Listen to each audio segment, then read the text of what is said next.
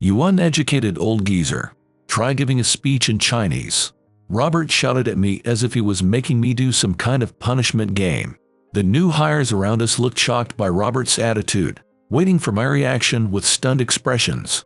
As I was thinking what to do, I looked over at Robert and saw him staring at me with a smug look.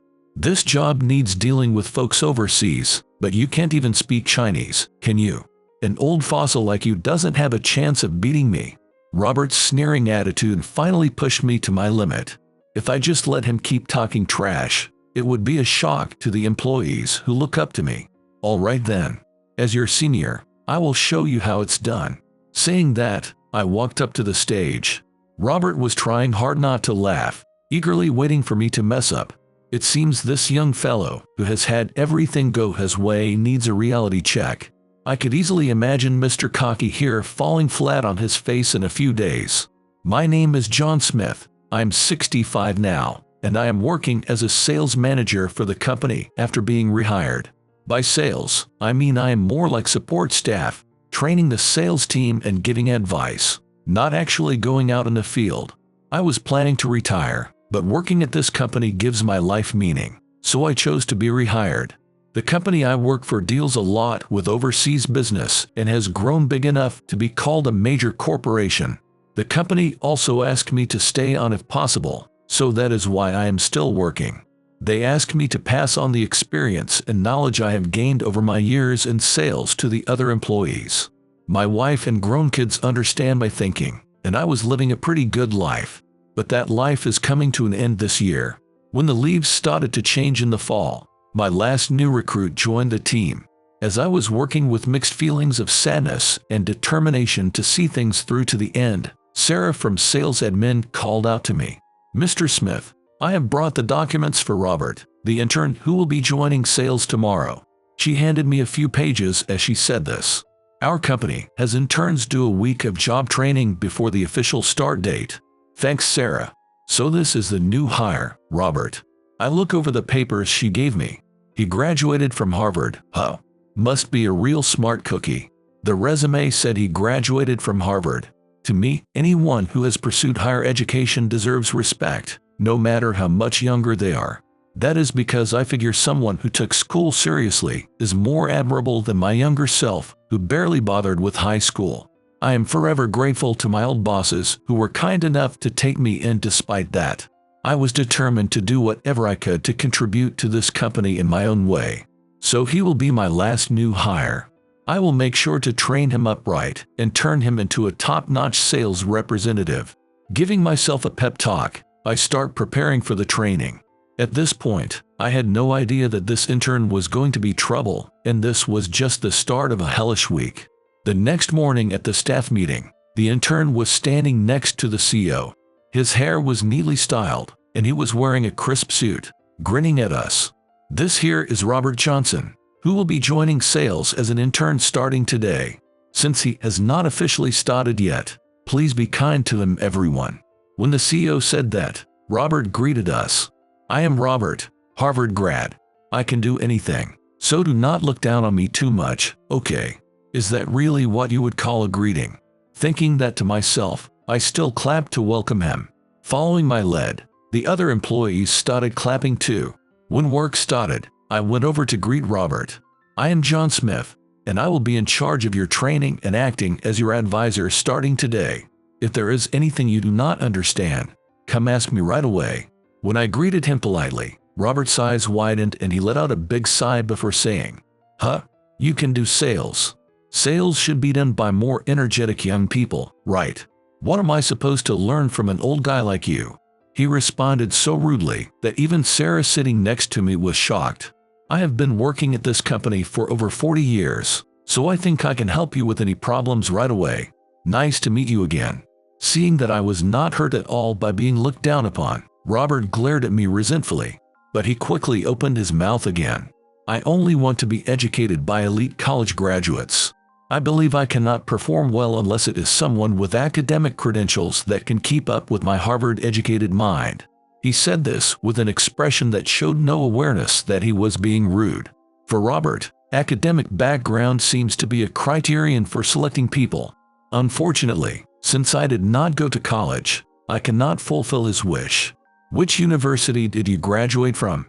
This company has a lot of international interactions, so does it feel like that kind of university graduate?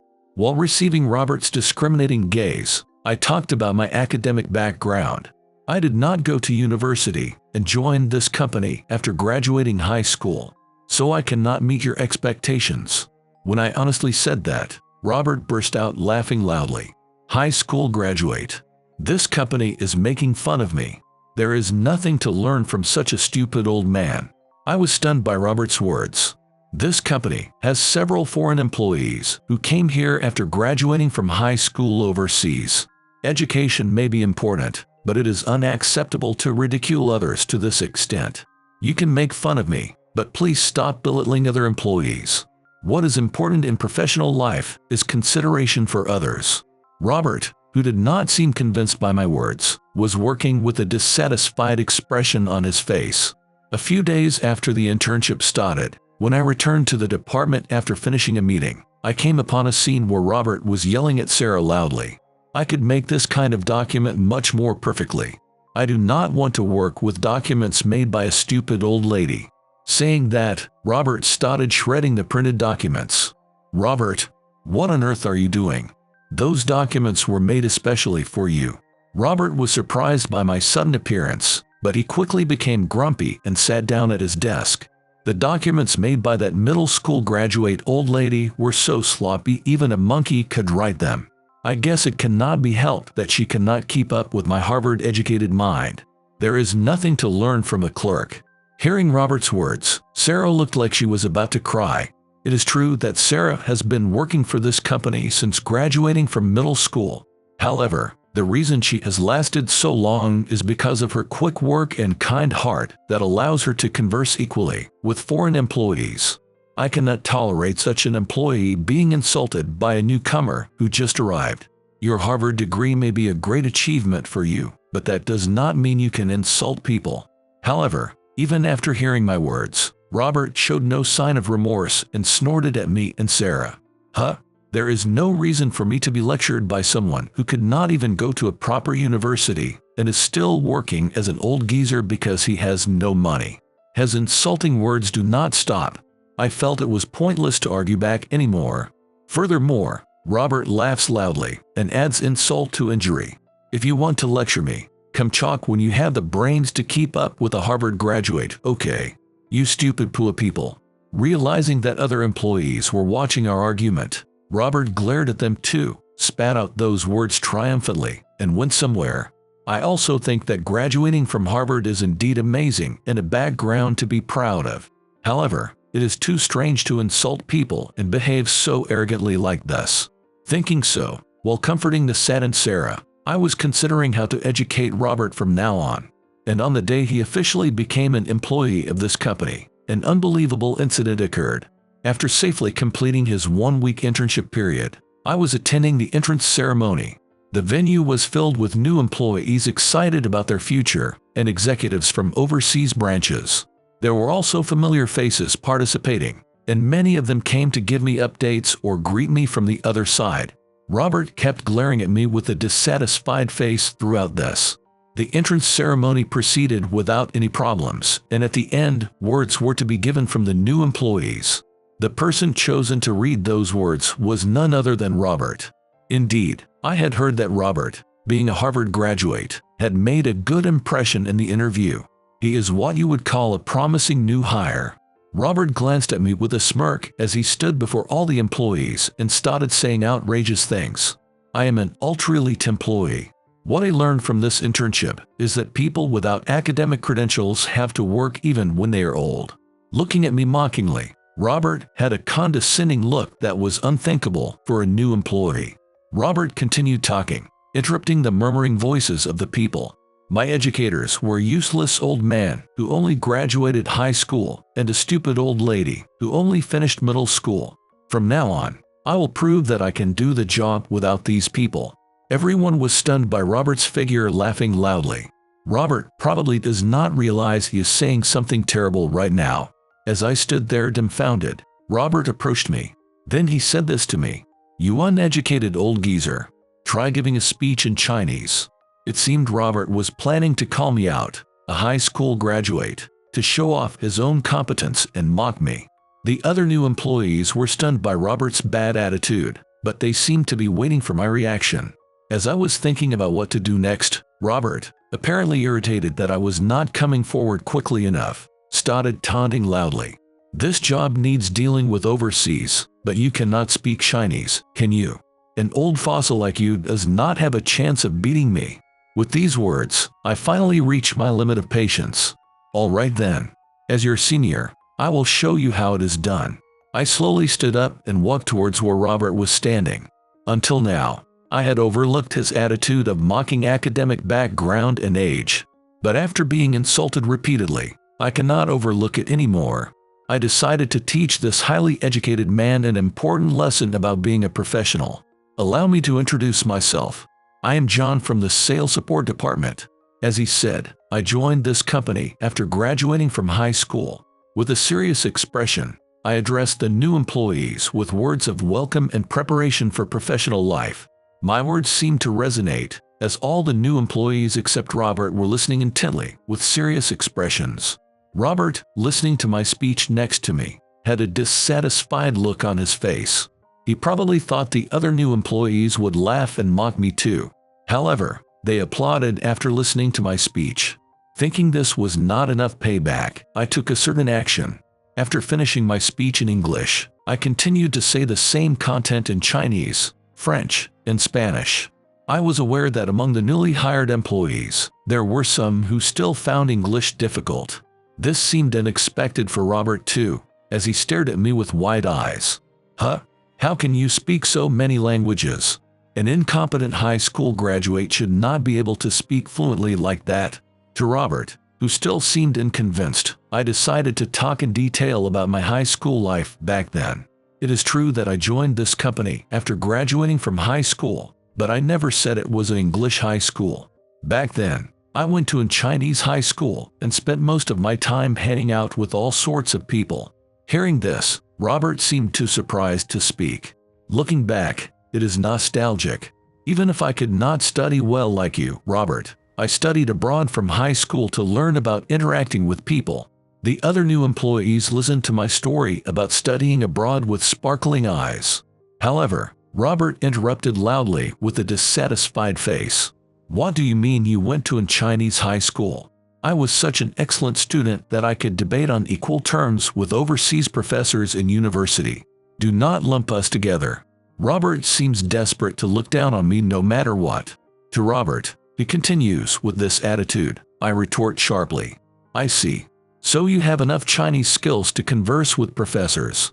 Then why did you stubbornly avoid Chinese conversations and documents during your internship?" At that moment, Robert froze completely. It seems my guess was correct. He probably cannot speak Chinese that well but was lying to brag about himself. "Shut up. You're a creepy old man for watching all my actions." Finally calling me an old man, Robert made me almost burst out laughing. It did not make sense at all to the overseas employees. They were laughing, saying your Chinese was incoherent and confusing to listen to.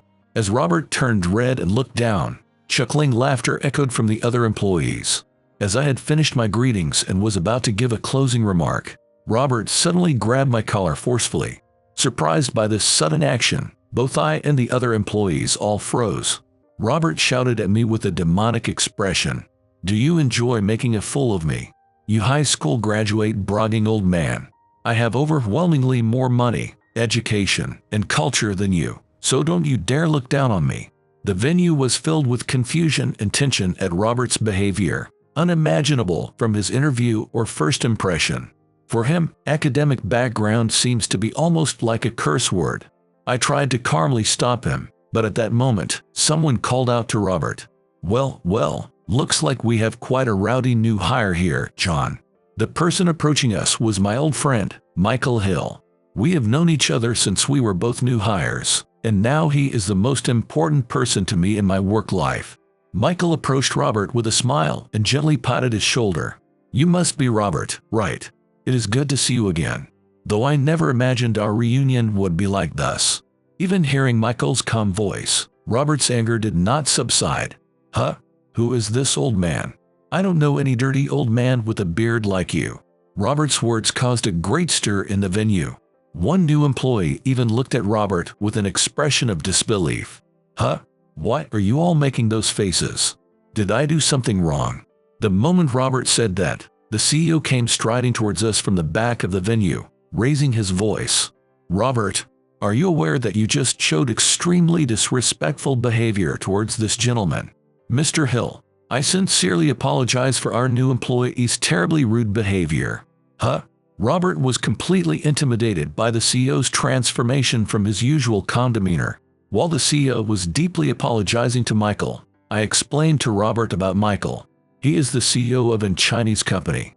They have been doing business with us for a long time, and he even comes to congratulate us at our job offer ceremonies. He even greeted us via video call recently. But Robert, did you not hear about this? My relationship with Michael goes back to high school. Honestly, it is not an exaggeration to say that our companies are able to do business together thanks to me. As I said this, Robert's face rapidly turned pale. The other new employees probably knew about Michael's existence because they had heard about the relationship between his company and ours at the job offer ceremony. It was easy to imagine that Robert did not know about Michael because he had been mocking others instead of listening during the job offer ceremony. Realizing his blunder, Robert deeply apologized to the CEO. I'm very sorry for angering you with my behavior. Even hearing Robert's apology, the CEO did not forgive him. Shouldn't you be apologizing to Mr. Hill, not me? No matter how highly educated you are, that kind of attitude is unacceptable. At the CEO's words, Robert nodded slightly and then prostrated himself before Michael. I am so sorry. I was just a bit flustered. Please forgive me. Seeing Robert apologize with all his might, Michael burst out laughing. What would you do if I decided to stop doing business with this company because of your rude behavior? The responsibility for causing such a big loss right after joining would be heavy, you know. At Michael's words, Robert was completely terrified. I, who had been listening to the whole conversation, spoke to Michael. Michael, that's enough joking around. I can tell right away when you're joking by your expression, you know. When I said that, Michael smiled back happily. I knew you would understand, John, as expected of my high school friend. Michael quickly changed to a serious expression and made eye contact with the prostrating Robert. Your words could easily destroy the company's trust. I'll let you off because you're still a new employee. If you don't want me to stop doing business with your company, apologize to my best friend. Having received forgiveness from Michael, Robert turned to me and apologized desperately. I'm so sorry. I only had my academic background going for me, and I couldn't understand how Mr. Smith, who had nothing, could handle the job. Is this really an apology? Thinking that, I gently grasped his shoulder. I understand well why you acted that way. From now on, I'll consider things based not just on my opinion, but on others' opinions too. As I told Robert about the future, the CEO standing next to me glared sharply at him. John has been a skilled salesman supporting our company for years. He's not someone you can look down on. We'll carefully consider your future treatment. At the CEO's words, Robert was trembling and crying. A few days after the eventful entrance ceremony ended safely, while working as usual, Sarah started talking about something. It seems that a video of Robert causing a scene at the entrance ceremony is spreading on social media. As Sarah showed me the video, it clearly captured everything from Robert mocking me to him prostrating himself before Michael. Who filmed this, and when? Wondering about this, I asked Sarah, and she told me an unbelievable fact. Apparently, the account spreading the video was Robert's own, and he had been live streaming to other employees, trying to capture the moment he punished an adult without academic credentials. Due to the unexpected turn of events, the number of views skyrocketed, and the video spread before he had a chance to delete it. Punishing. Just how much did Robert want to look down on others? When Sarah and I checked social media, Robert was indeed receiving a massive backlash, with his face being exposed and his address leaked, suffering quite a beating. Moreover, this video seems to have spread overseas as well. Someone from Chinese wrote, "This guy was banned from a store at my workplace a few years ago for harassing staff." Surprisingly, Robert had been banned from a store owned by Michael's company. He must have been scolded severely when he was banned, yet he still caused such a scene at my company. This man might be a fool even with his Harvard degree. The commotion Robert caused at the Chinese store must have reached Michael's ears. As the CEO, I finally understood why Michael knew about Robert, although it was his own doing. As his mentor, I contacted Robert, who hadn't come to work. "You spread my video, didn't you? You victim-playing old man." Robert, who yelled at me as soon as he picked up, sounded tired despite his forceful tone. "This is the consequence of your own actions. You're the one who spread it on social media." When I calmly refuted, Robert seemed to have no energy left to argue back. "It's all over. How am I supposed to live from now on?" Robert hung up on me, completely demoralized. A week later, when the uproar around Robert had finally settled down, he came to work looking terribly thin. Robert no longer had his confident expression. He had changed into a frightened person afraid of others' gazes. "Hey, Robert. It looks like the CEO and I will be discussing your future." When I said this, Robert nodded while trembling. "Oh, I see. Please forgive me." The words on social media must have really gotten to him, as he kept apologizing no matter what I said. As a result of the discussion between the CEO, myself, and Robert, it was decided to dismiss him. Robert clung to me, crying, "What did I do wrong? Isn't it a senior's job to overlook a young person's little prank? Everything you've done so far is unacceptable, not just as a professional, but as a human being. A salesperson with your attitude of looking down on people would surely damage the company's reputation. You're no longer needed in this company." Hearing this, Robert still couldn't give up and started apologizing to me and the CEO. "Please, I'll do any job, even if it's not sales. Let me stay in this company. My family has abandoned me since that video spread." To Robert, whose intention to gain sympathy was obvious, I coldly declared, "I have kids about your age, but if they did something like that, I'd cut ties with them too. You did something that serious, so I don't feel sorry for you." The CEO nodded firmly at my words. "Don't underestimate our company. No matter how well educated or impressive in the interview, we don't need an employee who behaves this terribly." Hearing the CEO's harsh words, Robert frustratedly pounded the floor, muttering something. I received another plea for help from Robert, but I ignored it and left the room. In the end, Robert was fired after just a few weeks of employment and became unemployed. When Sarah checked Robert's social media, it became clear that he was still unemployed, as it was difficult to find work due to the spread of that video. Furthermore, the CEO added insult to injury by demanding compensation from Robert for defamation. Apparently, the spread video clearly showed our company name, which affected our reputation for better or worse. Upon learning this, the CEO promptly sent Robert a bill, declaring that if he refused, they would involve the police. Robert revealed on social media that he was on the verge of a mental breakdown due to the massive debt and backlash he received in such a short period. However, no one took his side. Rather, he seemed to be receiving even more backlash. Robert lost the status he once boasted about as a Harvard graduate. With no allies left, Robert kept calling me to apologize.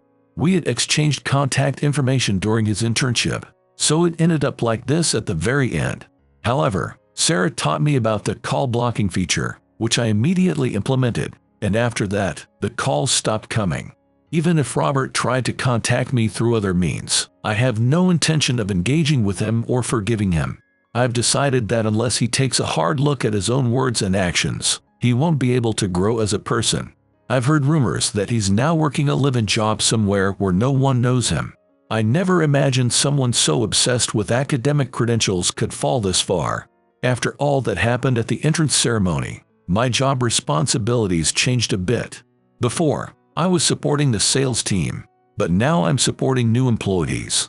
Apparently, employees from other departments who were impressed by my speech and how I handled Robert at the entrance ceremony wanted to consult with me about future matters.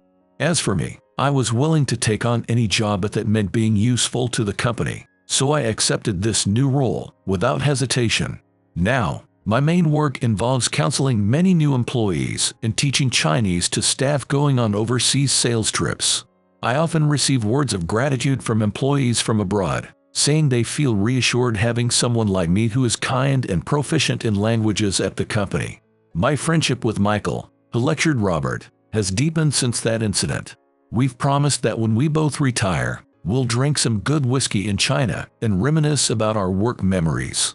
Even though our work environments are different, as we've both become responsible for nurturing employees, I'm sure we'll have endless topics to discuss.